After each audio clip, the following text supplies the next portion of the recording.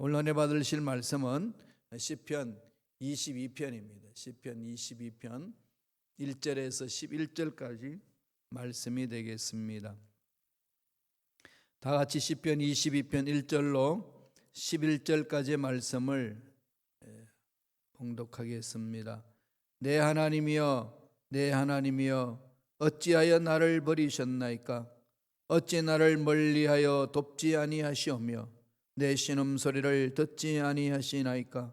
내 하나님이여, 내가 낮에도 부르짖고 밤에도 잠잠하지 아니하오나 응답하지 아니하시나이다. 이스라엘의 찬송 중에 계시는 주여, 주는 거룩하시니이다. 우리 조상들이 주께 의뢰하고 의뢰하였으므로 그들을 건지셨나이다.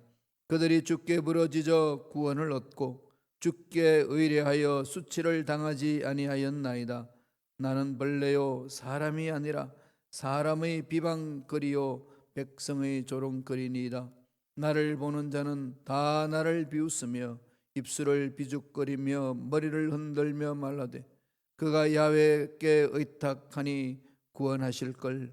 그를 기뻐하시니 건지실 것 하나이다. 오직 주께서 나를 모태에서 나오게 하시고 내 어머니의 젖을 먹을 때에 의지하게 하셨나이다.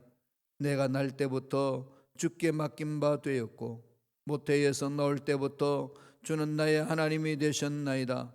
나를 멀리하지 마옵소서. 환난이 가까우나 도울 자 없나이다. 아멘. 이 말씀으로 엘리 엘리 라마 사막다니라는 제목으로 은혜의 말씀을 나누겠습니다. 엘리 엘리 라마 사막다니, 어디서 많이 들어봤지요? 예수님이 십자가에서 모든 사역을 마무리 지으실 즈음에 그 십자가에서 심한 고통을 겪으시면서 하나님 앞에 절규한 기도입니다. 나의 하나님, 나의 하나님, 어찌하여 나를 버리시나이까? 엘리 엘리 말은 나의 하나님 이 말이거든요. 엘리. 그다음에 라마는 왜, why. 사박다니, 버리셨다, 버리신다. 나의 하나님, 나의 하나님, 어찌하여 나를 버리시나이까? 십자가에서 절규하며 기도했던 그 내용, 오늘 시편 22편에서 다윗이 고난과 고통 속에서 하나님 앞에 절규하며 부르짖는 기도의 소리입니다. 메시아의 그 고난에 대해서 예언적으로 지은 시가 시편 22편입니다. 다윗이 엄청난 고난을 겪었던 상황 속에서 하나님 앞에 부르짖습니다. 저와 여러분도 세상살이 속에서 찾아오는 이해할 수 없는 고난이 올 때에 이러한 외침이 있지요. 절규가 있습니다. 이 절규는 믿음 없음이 아니고요, 너무나도 심각한 상황 속에서 고통받고 있다는 사실을 토해내는 기도입니다. 하나님이 꼭 날 버리신 것만 같고, 하나님이 나와 관계를 맺지 않는 것 같고, 하나님이 내 부르짖은 소리에 아무 응답도 하지 않고 침묵만 지키는 것 같은 그런 상황 속에서 답답하니까 막 부르짖는 거 아니겠어요? 하나님, 하나님, 이렇게 버리십니까? 정말 버림을 당했기 때문에 그랬나요? 몸부림치는 거죠. 하나님 앞에. 그 기도입니다.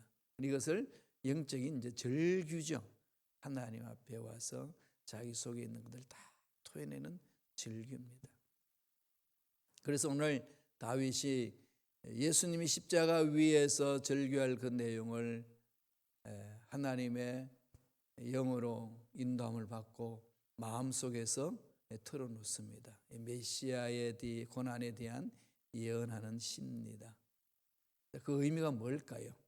첫째로, 고난에는 하나님의 뜻이 있다는 겁니다. 모든 고난에는 하나님 뜻이 있습니다. 그래서 고난 받을 때에 늘 하나님을 집중하면서 물어보는 게 중요합니다. 엘리 엘리 라마 사박다니, 이 몸부림, 하나님 어찌하여 나를 버리시나이까? 그것은 하나님, 이 고난 속에서 제가 무엇을 깨달아야 됩니까? 이 고난 속에서 제가 무엇을 하나님으로부터 깨닫고 가야 합니까? 이 몸부림입니다. 시편 22편 1절 다 같이 한번 읽어볼까요? 다 같이 읽겠습니다. 내 하나님이여, 내 하나님이여, 어찌 나를 버리셨나이까? 어찌 나를 멀리하여 돕지 아니하시오며 신음소리를 듣지 아니하시나이까? 하나님과의 단절을 말하는 거죠. 너무 고통 속에 있을 때에 하나님은 침묵지키는 것 같고 나에게 아무 말씀하지 않는 것 같고 내 상황은 너무 어려워서 어떻게 풀 수 없는 상황에 곤두박질 쳐 있는데 불러도 대답 없는 님의 소리, 여기에 대한 절규는 하나님 나를 버리시나이까? 하나님과의 단절에 대한 문제죠. 이건 예수님이 십자가에서 그렇게 기도하시는 건 뭘까요? 인류의 모든 죄를 다 짊어지셨으니까 죄는 하나님과 단절입니다.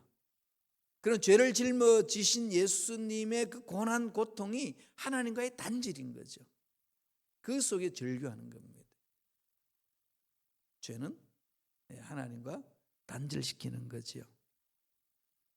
그래서 하나님 앞에 설 때는 이 죄를 먼저 이렇게 청산해야 되잖아요. 그래서 예수님이 제일 먼저 지상에서 사역하셨을 때에 첫 메시지가 뭡니까? 회개하라, 천국이 가까웠느니라. 하나님 나라에 대해 선포하시면서 하나님 나라 들어가는 자의 가장 기본적인 그 근거는, 원리는 회개에서부터 출발한다는 거죠. 왜 그렇죠? 죄는 하나님과 단절시키기 때문에. 하나님의 영과 인간의 영이 단절되는 거죠. 그것을 성경은 죽었다 그럽니다. 영적으로 죽었다는 사실이에요. 하나님과 단절이 되어 있으니까 하나님 음성 들을 수도 없고 하나님 만날 수도 없고, 그러니까 나갈 방향을 알지 못하는 거죠. 연줄이 끊겨서 공중에 마음대로 돌아다니는 영같이 정처 없이 자기 존재를 알지 못해서 헤매는 모습입니다. 단절은 의미라는 거죠. 그래서 그 고난 속에서 돌아보는 거 아니겠어요? 하나님, 이렇게 침묵하시는 것은 내 속에 있는 죄악 때문인가요? 무슨 죄가 있어서 일어나요? 돌아봄이에요. 그 의미가 있어요. 고난을 통해서 하나님 말씀하시거든요. 부러지셨어요. 그렇게 속에 있는 거 다 드러내면서. 그런 거 아니겠어요? 그 고난 속에 있을 때 찾아오는 게 또 뭔가요? 버림받았다고 느끼니까 사람들은 조롱거리로 만들어주는 거죠. 사람들이 비웃습니다. 하나님 믿더니 잘 됐다, 꼴 좋다. 야, 전능하신 하나님 늘 붙들어 주시면 해결하지 않겠냐. 조롱을 당한다는 거예요. 6절 보세요. 오늘 다윗이 그것을 지금 심한 고난에 대해서 이렇게 이야기합니다. 다 같이 읽겠습니다. 나는 벌레요 사람이 아니라 사람의 비방거리요 백성의 조롱거리니이다. 정말로 사면초가에 빠져 있을 때에 하나님 믿는다는 백성이 그런 상황에 빠져 있을 때 오는 모습은 이루 말할 수 없는 고통 중에 있는 거 아니겠어요? 표현할 수 없는 그 아픔이고 고통이죠. 그러니까 느껴지는 게 뭡니까? 벌레 같고 도대체 사람 같지 않는 그런 어리석음, 연약함, 좀 시궁창에 처박혀 있는 그런 모습 같은 거예요. 그 절규입니다. 7절 이어서 볼까요? 다 같이 읽겠습니다.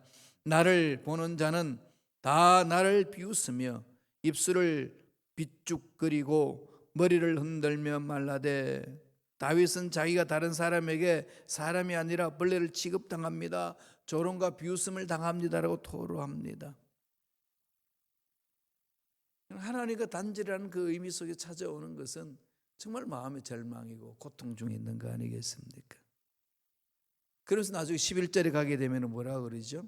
나를 멀리하지 마옵소서. 그 몸부림을 칩니다. 그 또한 어떤 고통이 있을까요? 이런 몸부림 속에 육체적인 고통이 있죠. 예수님이 십자가에 의해서 이 고통을 느꼈었던 거하고 지금 같은 맥락 속에서 지금 이렇게 말씀하고 있는 거죠. 이 메시아가 십자가에서 매달렸을 때에 오는 그 고통을 다윗이 삶의 현장 속에서 그 체험하려고 엎드리는 건데, 그 고난이 저와 여러분도 동일하게 체험한다는 거죠. 예수 믿음으로서 그런 고난 올 수 있어요. 그 고난은 주님이 우리에게 주신 겁니다. 이겨내라는 거죠. 주님의 뜻을 이루기 위해서는, 주님의 뜻을 이루기 위해서는 그 고난을 참고 가는 겁니다. 찾아오는 고난에 단죄를 느끼죠. 사람들로부터 비웃음을 받을 수 있죠. 또 육체적인 고통도 옵니다. 14절 보세요. 읽지 않았습니다만 오늘 본문 14절의 말씀에 그렇습니다. 다 같이 읽겠습니다. 나는 물같이 쏟아졌으며 내 모든 뼈는 어그러졌으며 내 마음은 밀랍 같아서 내 속에서 녹았으며. 고난 중에 고난 아니겠어요? 이 말씀을 읽으면은 예수님이 십자가에서 우리를 위하여 모든 죄를 씻기 위하여 피 흘려주시고 물 흘려주시고 수많은 어려움과 고통, 조롱거리 다 안고 십자가에서 죽으신 거죠. 그래서称赞하는 것 아니겠습니까? 우리가 고난당할 때에 이 십자가를 바라보면은 소망이 생기는 거예요.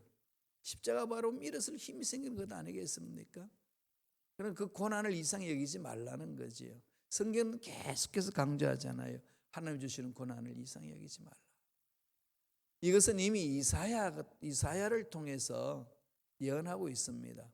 이사야 53장 4절 5절 볼까요?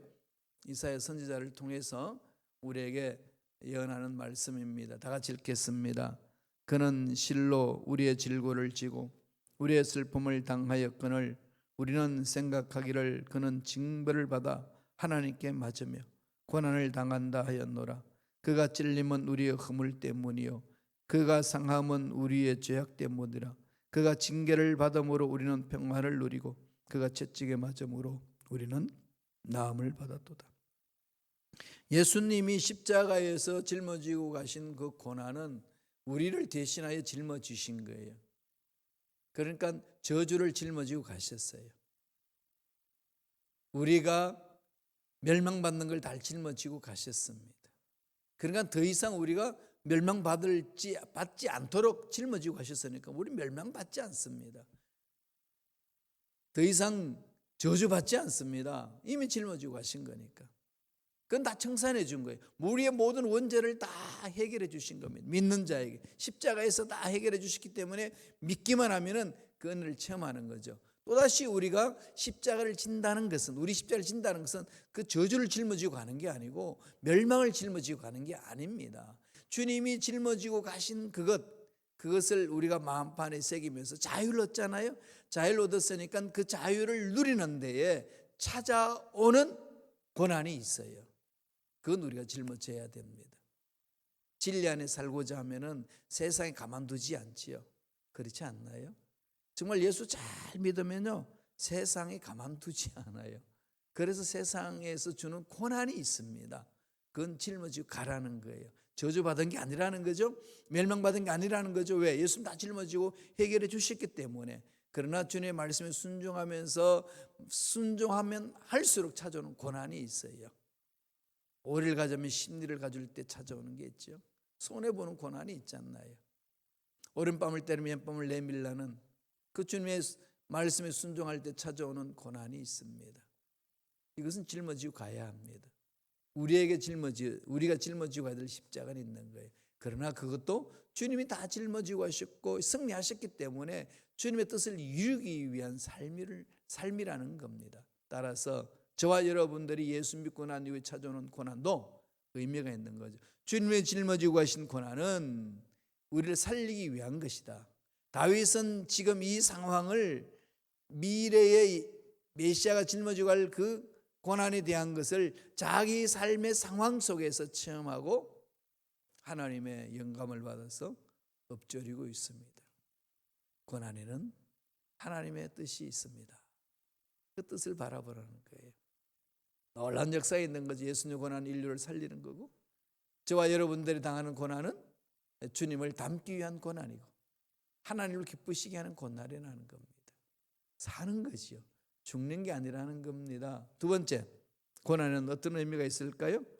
고난 속에서도 희망이 있다는 거죠.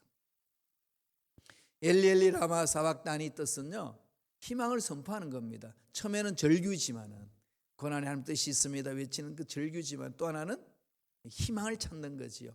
왜 그럴까요? 부러지질 수 있는 대상이 있잖아요.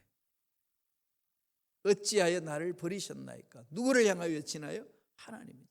그 말은 내 인생의 문제는 하나님 앞에 가면 해결될 수 있다는 그 근거를 이 엘리엘레 라마 사박단에서는 발견할 수가 있는 겁니다.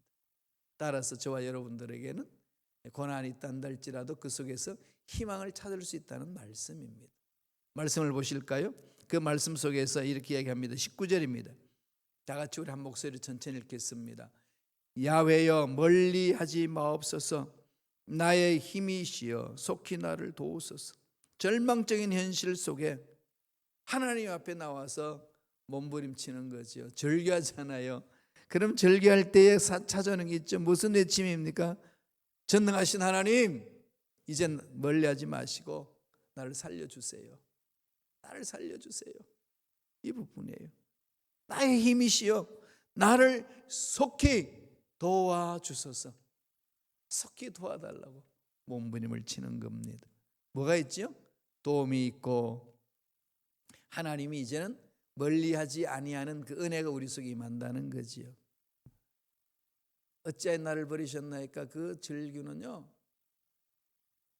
불신앙이 아니고 하나님에 대한 대항이 아니고 정말로 하나님 없이는 살 수 없음을 고백하는 것이고 부르짖음이고, 그 부르짖음 속에 하나님 만져주신다는 희망이 있습니다.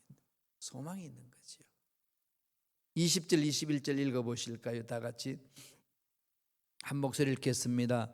내 생명을 칼에서 건지시며 내 유일한 것을 개의 세력에서 구하소서. 나를 사자의 입에서 구하소서. 주께서 내게 응답하시고 들소의 뿔에서 구원하셨나이다. 다윗은 정말로 고난의 삶의 연속이었지 않습니까? 하나님의 그 구속 사역을 이루시는 데에 그 족보 속에 들어가잖아요. 예언대로 이루어지는 것. 다윗의 후손 메시아가 오는 것, 그걸 이루기 위하여 왕의 자리에 섭니다. 왕의 자리 서기까지는 수많은 고난을 겪는 거죠. 말로 표현할 수 없는 고난이 있습니다. 아무 잘못도 없는데 찾아오는 고난도 있고, 또 자기가 죄악을 범해서 찾아오는 고난도 있고, 이게 다 뒤범벅이 뒤에 있습니다. 그 고난 속에서 다윗은 절규하는 거죠. 절규하면서 부르짖습니다. 엘리 라마 사박다니. 그 속에는 절규뿐만 아니라 희망을 찾는다는 거죠. 하나님이 도와주실 줄로 믿습니다. 나의 원수에서 벗어나게 해주실 줄로 믿습니다. 칼에서 벗어나게 해주실 줄로 믿습니다. 나를 공격하는 그 모든 악한 것들에 대해서 벗어나게 해주시는 하나님의 능력을 신뢰합니다. 이렇게 선포하는 거지요. 예수님이 십자가에서 그 엘리엘라마 사박단의 그 외침 속에서는 모든 악한 것들의 괴계를 다 멸하는 거 아니겠어요? 이건 창세기 3장 15절에서 말씀하셨죠. 여자의 후손이 너의 머리를 상하게 할 것이다. 사탄의 권세를 깨어버린다는 거죠. 이미 사탄의 권세를 십자가에서 다 깨어버렸습니다. 끝난 거예요. 이제 끝난 겁니다. 그러면서 예수님이 마지막 때 어떻게 기도하셨나요? 다 이뤘다 선포하시고 하나님 앞에 가잖아요. 내 영혼을 주님께 부탁합니다. 하나님께 부탁합니다. 그러죠? 다 이뤘. It is finished. 그럽니다. 완료된 거예요. 이미 승리한 싸움을 우리는 믿음으로 싸우는 겁니다. 그때 찾아오는 고난은 마다하지 말고 받아들여라. 이미 그건 승리다 이야기하는 거죠. 그래서 우리 고난 속에 이런 희망을 발견할 수 있어요. 십자가를 바라보세요. 그 속에는 참 인생의 희망이 담겨 있습니다. 악한 것들에서 벗어나게 하는 희망이 담겨 있습니다. 22장 22편 4절 5절을 다시 한번 보죠. 하나님의 보살핌에 대해서 분명 확신을 갖고 있죠. 4절 5절 읽습니다. 우리 조상들이 주께 의뢰하고 의뢰하였으므로 그들을 건지셨나이다. 그들이 주께 부르짖어 구원을 얻고 주께 의뢰하여 수치를 당하지 아니하였나이다. 그러니까 믿음에 대한 증거로 역사적인 사실을 들고 나오죠. 조상들이 주께 의뢰하고 의뢰하였으므로 그들을 건지셨나이다.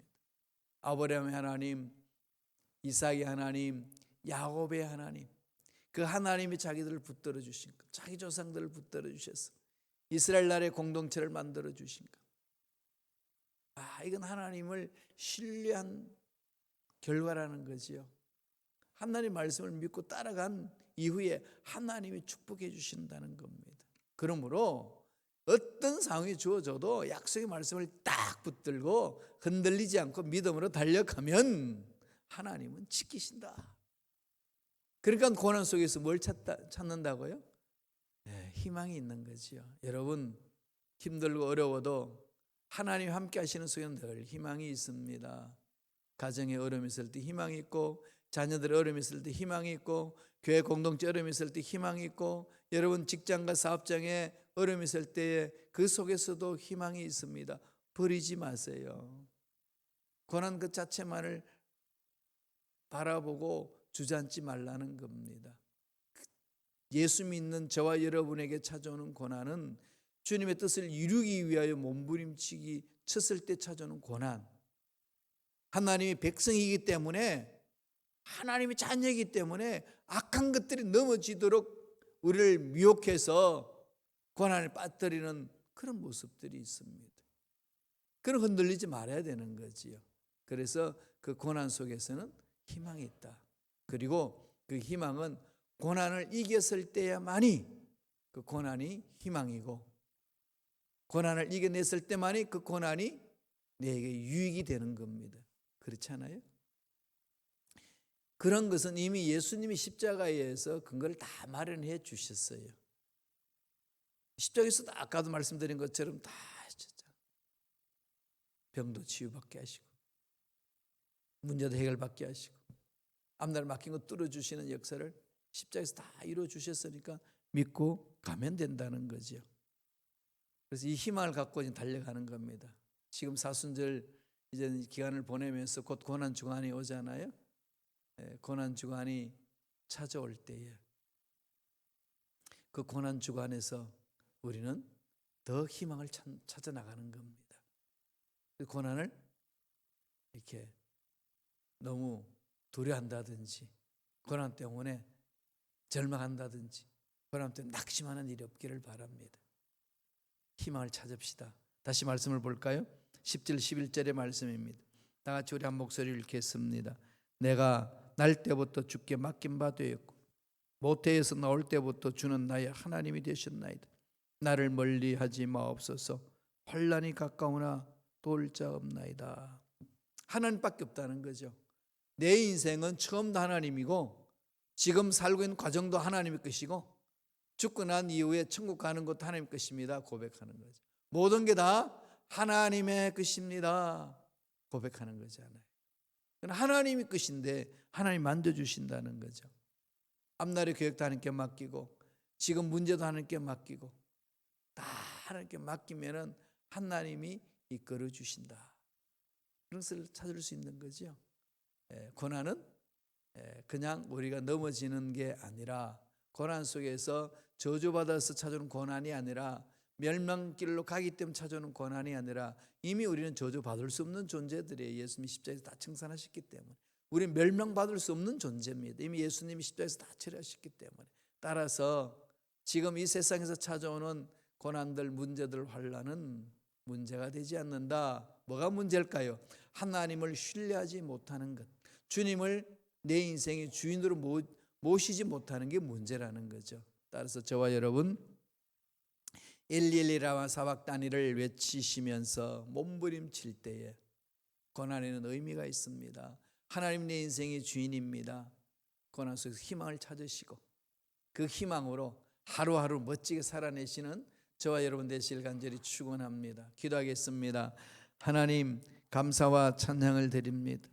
오늘 시편 22편의 귀한 말씀을 같이 묵상할 수 있도록 축복해 주시니 감사합니다. 이 부족한 종이 충분하게 다 설명하지 못했다 할지라도 성령께서 우리 성도님들의 마음을 감동 감화하셔서 하나님의 말씀을 더 깊이 깨닫고 꺼내 받을 수 있도록 축복하여 주시옵소서.